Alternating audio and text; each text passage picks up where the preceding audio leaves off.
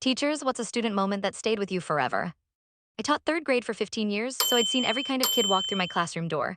But nothing prepared me for the morning when Marcus shuffled in wearing a wrinkled button down shirt that was 3 sizes too big for his 8-year-old frame.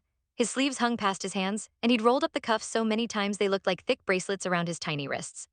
Most kids would have looked ridiculous, but Marcus wore that shirt like armor. He sat at his desk and carefully smoothed down the fabric, then pulled out a crumpled piece of paper from the breast pocket. During morning circle, I noticed him clutching that paper like his life depended on it. When I asked if he wanted to share, his face absolutely lit up. My dad's coming to career day today. He's gonna tell everyone about being a lawyer. The excitement in his voice made my heart soar, but something felt off. My aide Jessica pulled me aside during recess with a concerned look. She'd been working at the school for 20 years and knew every family. Marcus's dad died in a car accident 2 months ago, she whispered. His mom's been working double shifts at the diner just to keep their apartment. She doesn't know he's been telling everyone his dad's still alive.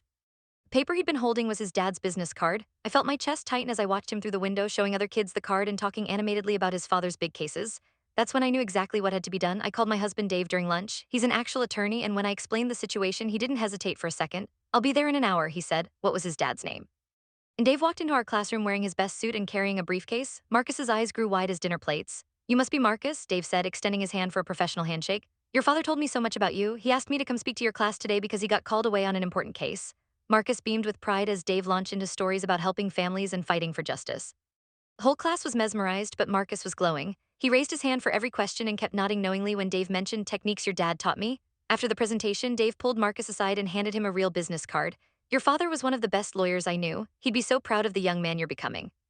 That afternoon, Marcus's mom came to pick him up and found him surrounded by classmates, all wanting to hear more about his dad's law firm. She looked confused until I explained what had happened. Tears started streaming down her face as she watched her son's confidence bloom for the first time since the funeral.